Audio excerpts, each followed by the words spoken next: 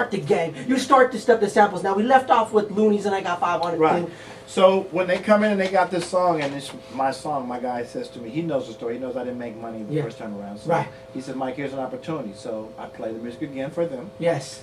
And now they're like, why don't you sing on it? We got this hook. We got this hook. I was like, what? And like I said, I did it for 3 times crazy, and I was kind of digging it. So, you know, to me, still, it's like work. Yes, yes. So they say that. I was like, work. okay, what am I going to do? So I listened to it. Yeah. And what they sang to me had too many words. But it had almost the same melody. So what I did was I shaved it down a little bit and got their approval on the slang stuff. Okay. So that's how we came up with I got 5 on it. Now they came in singing that. This is what he said to me. He says, I got 5 on it. No pretendo, only endo. Blah blah blah blah blah. I was like, all right. let's put it in some kind of cadence. So we can. Cause I didn't know that about hooks. That if it was repetitive, and a cadence that could be. What does that mean? A cadence. Cadence is. Or cadence. Cadence is this. Okay. So if I say the cadence is bop bop bop bop bop bop bop. And okay, let me see. Jay-Z, what's Jay-Z say? He say, how is it to see that? I mean that. That's his cadence. Oh, okay. And so, like E40 was, yeah, okay. That's his cadence. That's his cadence. So yeah. I took their cadence and slowed it and cut it up a little bit so it's, you know, what it is now. I got 5 on it. Grab your 4, let's get keyed. I got 5. That's a classic for life. I see. It's for life. I mean, everybody still bump it. People that don't listen to rap know it. Yes. Like, I told my family today, I'm like, oh yeah, I got Mike Marshall coming through. They're like, who? I said, the guy that sang I Got 5. They're like, oh! Now they tuned in. You know what I mean? What's up, fam, man? So you know what I mean? I think a lot of these youngsters need that lesson, history lesson. Because that's why I want to go into the history of you, because people don't know these things. So now it's time to expose what needs to be exposed. And in the kids' defense, I remember when I was younger too, we just didn't think the adults knew. Right. Because they wasn't, you know, they wasn't really keeping it real with us. They would just tell us what they wanted us to do and what not to do. Right. You got to keep it real with kids, because kids are smart and they see through stuff. That's why they're so angry now, because they see that things are right and they're looking at their parents like, why are you letting this happen? Yeah. And why are you kind of enforcing that on me so hard? And you know this ain't right. I don't blame them why they're so upset and so confused. But we got to help them though. We can't have them out here shooting at each other like that. Right, right. And I understand the anger and all that, but it's not helping us that we dying off. No. Police is already doing that. Yeah, yeah. The system is doing that to us. Yes. We should take back to the old school where they knuckled up instead of shooting each other, man. And then you can live through that and learn the lesson. Yeah, yeah. It ain't no coming back from it. Yeah. Tell me how to what you want to do. I cleaned it up and. I sang it, and I mean, I'm on my mom. I'm gonna keep it 1 million. $1 million! Wow! As soon as I heard the hook and the verses that they put on it, I was like, "This is a hit, dude. Right? This is gonna be a hit." Yes. And at that moment, I should have done the things that I learned the first time from the Timex. But see, this is another lesson the youngsters gotta learn. Don't ever be happy to be anywhere. You know what I mean? I was so happy that these kids had brought my song in. They wanted me to play it. The Lils had brought it in. They wanted me to replay it, had me singing on it, and it was going to be good. That I didn't do the legal and the business stuff that I should have at that moment. I was more like, I don't want to confuse the kids. I don't want to confuse that producer because they're going to think that's me trying to get money. Right. Let me just let it work out, and when it's big, I'll get mine. So my question too is, how do you work that? Because I have that same kind of problem too, and some other people do. Like, they're too nice. Yes. So how do we go? How do we avoid this situation? I tell you, can I go ahead? Don't get too comfortable. There you go. Okay. That's what it is. Do not get too comfortable, and when money comes, people change. Yeah, that's real talk. That is real talk, because I have people I worked with in $1 million homes that ain't worked for the past 10 years. Wow. When I was the foundation of that, when I wrote their movie scripts, when I was in their roach infested apartments, when I was recording and mixing, when I and what am I doing for a living? I'm wiping up handicapped people diapers. Wow. That's what I'm doing, and you know, it just hurts a little bit. It does. So what is your input on that? That question again, what was it again? He kind of blew it out the. I did. It was. What was your? How can we avoid this situation? Oh yeah, like you said, don't get too comfortable. And the other thing is, and also to piggyback on that, what I did was I got too comfortable. I was like, well, it's gonna be all good. It's never gonna be all good. It's money, y'all. So okay, now let's talk. Let's redo this situation again. Okay. So now, me and Studio Pete are the Loonies, and we come in, what would you have done different? I would have not sang the hook that day. Oh, okay. I would have come back with paperwork so that after I sang the hook, I could get them to sign off on it that they didn't pay me anything that day. Okay. And that I did not write this for hire. Right. I want my credit writing and publishing. Credit. Okay, publishing. And then, I wouldn't have done it so that they could have their hands on it. Yes. Because once they had their hands on it, gone. These are gangsters. Gangsters. There's nothing I could do. Yeah. Unless I was going to go bad.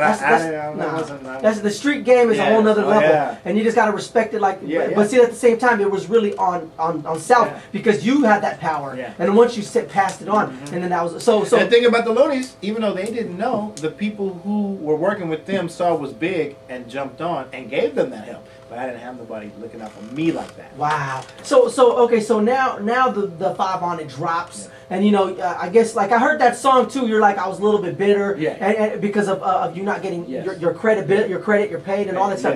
Yes. So now what do you do? What happens after the Looney, the 5 on it? Right after I got 5 on it was big.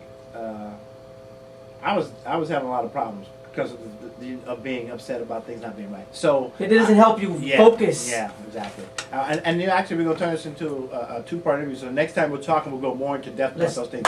But let's just say I was having problems here and needed to get away. Okay. God sent the opportunity my way via. You guys might know the producer, One Drop Scott. Oh, take it back. One Drop Scott. He knows a lot. Take it back. Tonka Capone, Mike Mosley. Okay. Mike Mosley too, and Sam Bostic. He has the history in his head. He knew a lady from a group that he used to be in back in the day who was a singer, and she was now in Germany. Wow. She called him and asked him, hey, you said you were working with that guy, Tonka Capone. You know that song, I Got 5 on it, is a #1 song over here. Did you have anything to do with that? And then Scott was like, it's a #1 song over there? Wow. So then I started talking to her, and she's like, you can come over here and do shows. So I was like, I can get away from the Bay? Oh. I'm ready. So make some money. I went over to Germany, and what it turns out was that they needed somebody to promote the record because it was actually #1 in Germany before it was #1 here. Wow. Remember you were talking earlier about how your family likes the song, but they might not even like hip-hop? Yeah. German people all knew the hook, but did not know what it was about. They just love that voice and that melody. And it's catchy. Catchy. So I got over there, broke it out, explained to them what it was, started doing the shows, because the Loonies couldn't get in right at the beginning. You know, we from the hood, we all got baggage, felons, parole. You can't go to another country. Yeah, they wouldn't want you there. But when it went big, they got to go wherever they wanted to go. Wow. So then they were over there. How old were they when they they were right out of high school. Yeah. I swear. I mean, I think Yuck that might have been his senior year that he wasn't going to school. Wow, that's crazy. But they were really young. Wow, that's cool. So okay, so after 5 on it comes out, and what year is this after it kind of? Well, 95 is when it came, and I went to Germany towards the end of 96. 96. Yeah. Okay. So I go over there and I get a little promotion gig and writing job with BMG, and so I'm writing for all these groups, NSYNC. You all wrote these for different. them. Yeah, oh wait! I didn't know this. We did not know this about NSYNC. Dissect it. Man. They didn't take any of the songs, but I worked for that label, so I was writing for all those artists. What label? BMG. Okay, so you're part of BMG. So who did you write for that people know?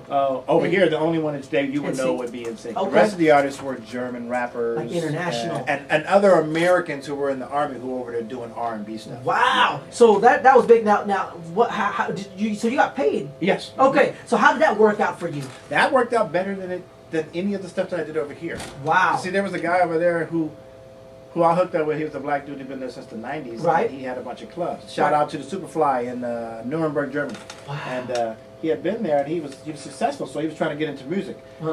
He had tried it once before with this guy named Hathaway, which is like club music, like, you know that song? World music. Yeah. Dance. So yeah, that kind of stuff. So he tried to branch. Does that. Yeah, I was gonna say he was trying to branch into R&B, so he pulled me as a partner. So we started trying to do music over there. I wrote about 77 songs, and they didn't take none of them. That's what I heard, because when Ray Love came in the other day, he was telling me I used to be part of a label, and they took all of his songs and never released it, and he wrote a lot of songs. I did a video, I had a single, it just never came out. So my question too is, because I'm interviewing people that have been part of record labels, and they say that when they're part of a record label, they do pay you, right? But they don't release you.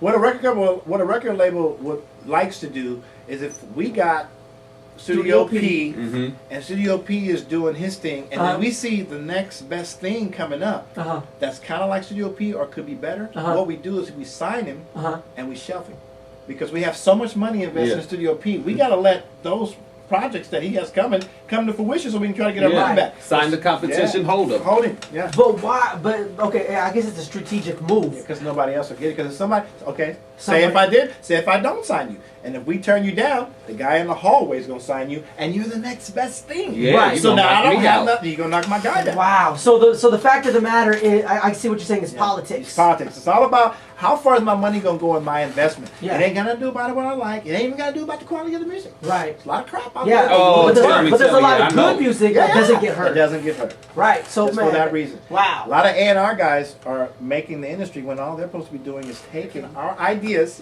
and presenting it to the label and getting the money to put my idea. But instead, he takes my idea, twist it, roasted this far, I Got Five on it. Twist it to the way that he wants to go, have me come back in and sing the harmony on I Got Five on it like it was wrong. I've been singing gospel music since I was 5. Wow. Raul Roach ain't sing no music. Yeah, No, yeah. But but people that are in that control sometimes feel like they want to flex that power. There you go. And you know what? I think that's wrong. So that kills the creativity. Yeah, that's they get too puffy with pride. Yeah. What but it at the is. same time, it's the balance. Yeah. Because you got to have both worlds. You do need it. You do. Yeah. See, that's the perfect team. If I can be the creative part and you can do the business, I can win. That's all I thought about back then. I thought with Timex and with I Got Five, I could do that. I was like, well, let me be creative, and you guys are the gangsters. Go hard and get our money. It'll be all good. Yeah. Just spread it with me. I'm not trying to get rich off Right. one project. No, I got skills. Yeah. I can keep coming with it. I was thinking, but they was like, no, this right here is hot. Mike just singing on these rappers is hot. Okay, they're hot. But the song is what made them. Exactly. And then the fact that Germany liked the hook so much just proves that furthermore. And it was they before, didn't care about before the the rappers. States. They liked the hook. Before the States. So, but see, that just shows.